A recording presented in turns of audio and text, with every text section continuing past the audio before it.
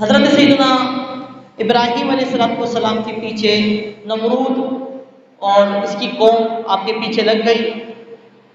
حضرت سیدنا ابراہیم علیہ السلام کو بالآخر آگ میں ڈالنے کا حکم جاری کر دیا نمرود نے۔ اللہ تبارک و تعالیٰ نے اس آگ کو گلزار بنا دیا۔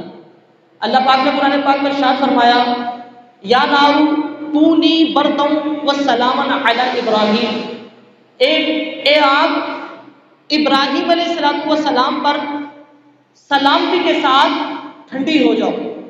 تو وہ آگ ایسی ٹھنڈی ہو گئی کہ وہ آگ ابراہیم علیہ السلام کو کوئی تکلیف نہیں دیتی تھی۔ اس آگ میں آپ کتنے دن رہے؟ اس میں 4 قول ہیں۔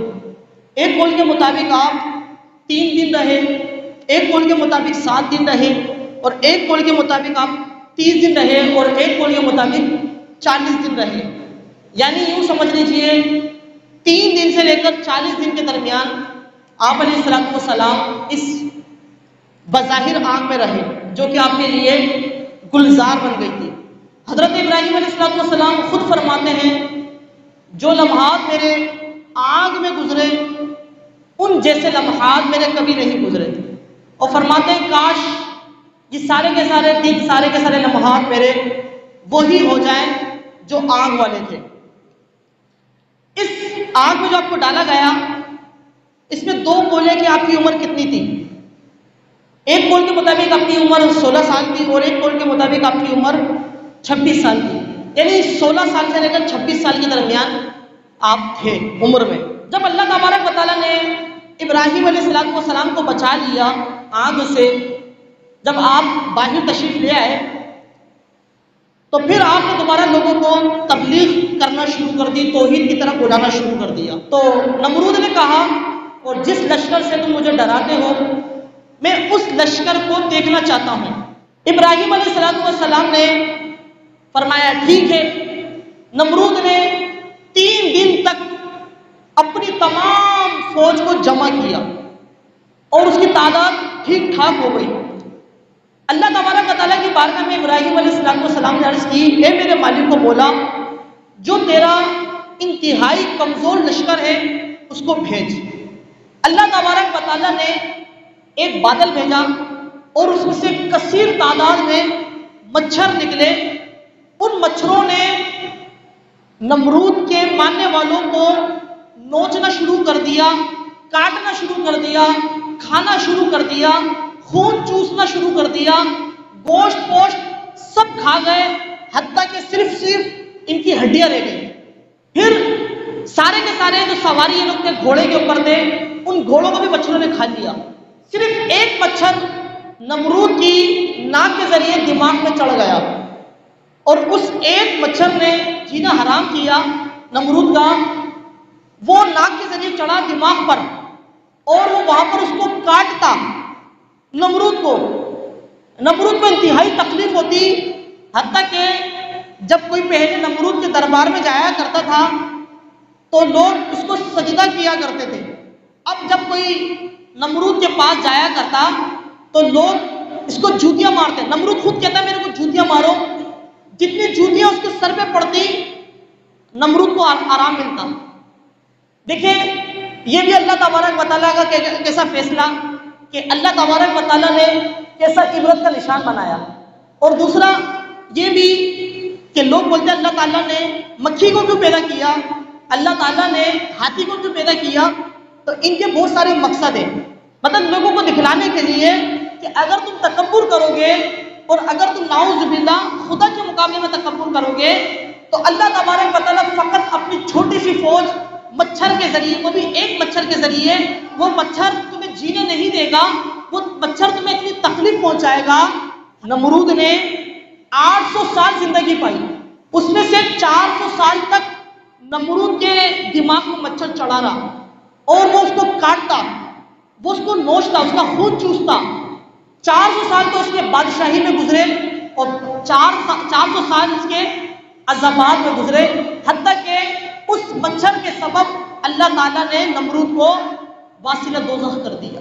پھر جب قوم ابراہیم علیہ السلام کی بات نہیں مان پاتی، جب کو یقین ہو گیا کہ اب قوم بات نہیں مانے گی، تو ابراہیم علیہ السلام نے فلسطین کی طرف ہجرت فرمائی، جو کہ اللہ تبارک و تعالیٰ کے حکم سے فرمائی۔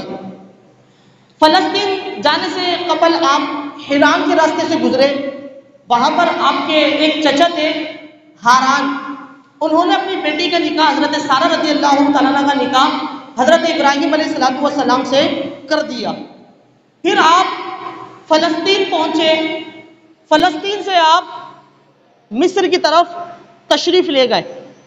مصر میں عمالیق بادشاہوں میں سے ایک بادشاہ کی حکومت تھی، اور اس کا یہ دستور تھا کہ جو بھی نعوذ باللہ اچھی خاتون ہوا کرتی تھی، ان کو بدنیتی کے ساتھ ہاتھ لگایا کرتا تھا، اور ان کے ساتھ نعوذ باللہ برا ارادہ رکھنے کا یہ خیال رکھتا تھا۔ ابراہیم علیہ السلام کی جب زوجہ پر یہ قابض ہونے لگا، اب جیسے ہی حضرت سارہ رضی اللہ تعالیٰ عنہ کے پاس یہ بادشاہ آیا کرتا بدنیتی کے ساتھ، جیسے ہی آیا کرتا تو اللہ تبارک و تعالیٰ نے اس کے پاؤں کو جما دیا زمین میں، اور یہ زمین میں دھستا جا رہا تھا۔ پھر اس نے کہا کہ میرے لیے دعا کرو، اب نہیں کروں گا میں ایسا۔ حضرت سارہ رضی اللہ تعالیٰ نے دعا کی تو اس کے پاؤں دوبارہ درست ہو گئے، وہ دوبارہ زمین پر آ گیا۔ پھر اس نے بدنیتی کے ساتھ دوبارہ برا ارادہ رکھا۔ اب جب وہ چلنے لگا تو اللہ تبارک و تعالیٰ نے اس کے پاؤں کو دوبارہ زمین میں دھسا دیا، اب وہ پہلے سے زیادہ زمین میں دھستا۔ تو اس نے کہا آپ اللہ سے دعا کرو، اب میں ایسا نہیں کروں گا۔ حضرت سارہ رضی اللہ تعالیٰ عنہ نے دعا کی، اللہ تبارک و تعالیٰ نے اس دعا کی برکت سے اس کو توبہ کا جذبہ دیا۔ پھر اس نے جاتے جاتے ایک خاتون دی جو کہ آزاد خاتون تھی، باندھی نہیں تھی، آزاد خاتون تھی، ان کا نام تھا حضرت ہاجرہ رضی اللہ تعالیٰ عنہ۔ اور پھر حضرت سارہ نے کہا مجھ سے تو کوئی اولاد نہیں ہے، کیونکہ آپ کی بانجھ وہ عورت ہوتی ہے جس کو بچہ نہیں ہو سکتا۔ تو آپ نے کہا کہ آپ ان سے نکاح فرما لیں، ممکن ہے کہ اللہ تبارک و تعالیٰ ہمیں اولاد عطا فرمائے گا۔ پھر آپ نے اللہ کی بارگاہ میں دعا کی، نکاح کے بعد دعا کی ربی حبلی من الصالحین، اے اللہ مجھ کو نیک اولاد عطا فرما۔ اس سے پتہ یہ چلا نیک اولاد کی دعا مانگنا یہ انبیاء کرام علیہ السلام کی سنت ہے۔ اچھا، اس کے بعد پھر قربانی کا معاملہ شروع ہوا اور اسماعیل علیہ السلام بڑے ہوئے، یہ انشاءاللہ ہم آپ کو بعد میں سنائیں گے۔ اس کے بعد کیا واقعہ ہوا یہ سنیے۔ جب حضرت سیدنا اسماعیل علیہ السلام، اللہ تبارک و تعالیٰ نے آپ کو 46 سال کی عمر میں اولاد عطا فرمائی، 46 سال کی عمر میں۔ اچھا، جو لوگ اولاد کے حوالے سے پریشان رہتے ہیں کہ ہمیں اولاد نہیں ہے، دعا فرمائیں، اور پھر وہ لوگوں کو دیکھ کر حسرت کرتے ہیں اس کو بھی اولاد ہو گئی، اس کو بھی اولاد ہے، تو ان کو گھبرانا نہیں چاہیے، بلکہ یہ بات سوچنی چاہیے کہ اللہ تبارک و تعالیٰ کی طرف سے یہ امتحان ہوتا ہے۔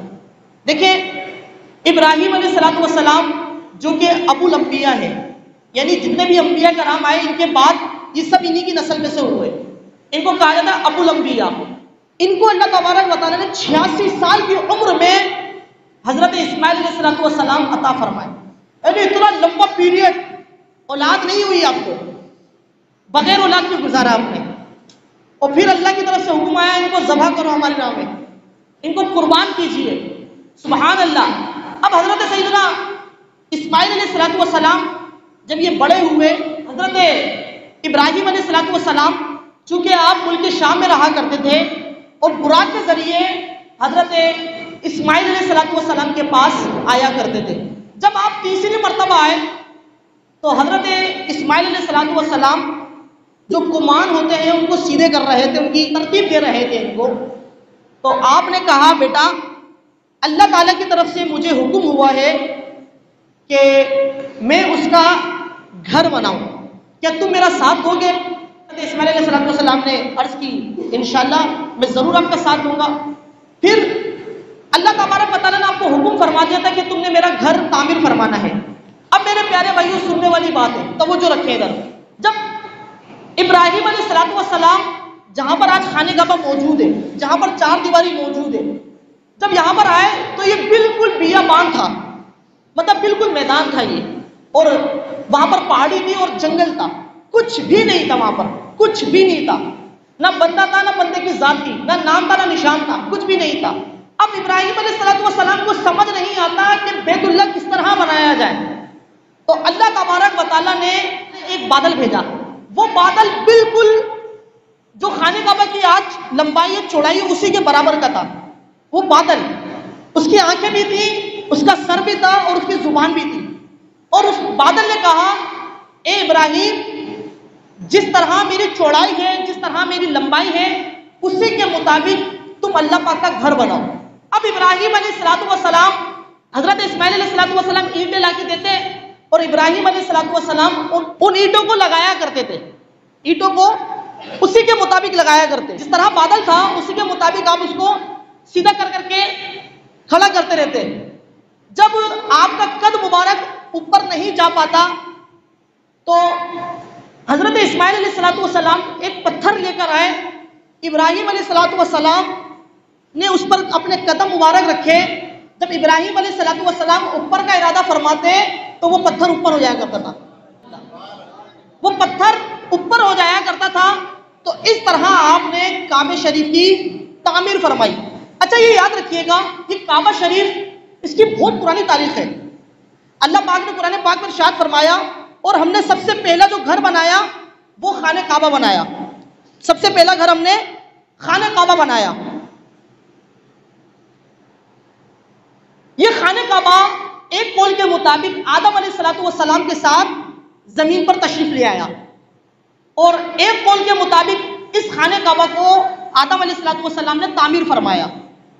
اور یہ بھی روایتوں میں آتا ہے کہ آدم علیہ السلام کی پیدائش سے 2000 سال پہلے یہاں پر خانہ کعبہ موجود تھا، یہاں پر فرشتے طواف کیا کرتے تھے، اور جو ابھی خانہ کعبہ موجود ہے اس کی عین سین میں بیت المعمور ہے جو کہ فرشتوں کا کعبہ ہے، فرشتے وہاں پر طواف کرتے ہیں۔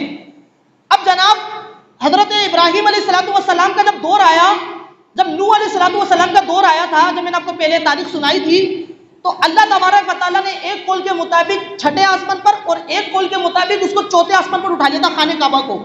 یہ جگہ بالکل پلین تھی۔ پھر اللہ تبارک و تعالیٰ نے آپ کو حکم ارشاد فرمایا اور ابراہیم علیہ السلام نے اس کو تعمیر فرمایا۔ اللہ پاک قرآن پاک میں ارشاد فرماتا ہے وَإِذْ يَرْفَعُ إِبْرَاهِيمَ الْقَوَاعِدَ مِنَ الْبَيْتِ وَإِسْمَاعِيلَ، اللہ پاک فرماتا ہے اور جب اٹھاتا تھا ابراہیم اس گھر کی بنیادیں اور اسماعیل علیہ السلام، تو وہ کہتے تھے ربنا تقبل منا انک انت السمیع العلیم، اے اللہ یہ جو ہم گھر بنا رہے ہیں اس کو ہماری طرف سے قبول و منظور فرما۔ جب آپ نے خانہ کعبہ تعمیر فرما دیا تو اپنے بیٹے کو کہا بیٹا ایک خوبصورت سی اینٹ لے کر آؤ جو ہم یہاں پر لگائیں گے۔ اسماعیل علیہ السلام نے عرض کی بابا جان میں تھک گیا، میں نہیں جا سکتا۔ تو ابراہیم علیہ السلام نے کہا چلو میں لے کر آتا ہوں۔ جب آپ گئے پھر جب واپس آئے، اب اسماعیل علیہ السلام بھی ان کو دیکھ کر چلے گئے پتھر لینے کے لیے۔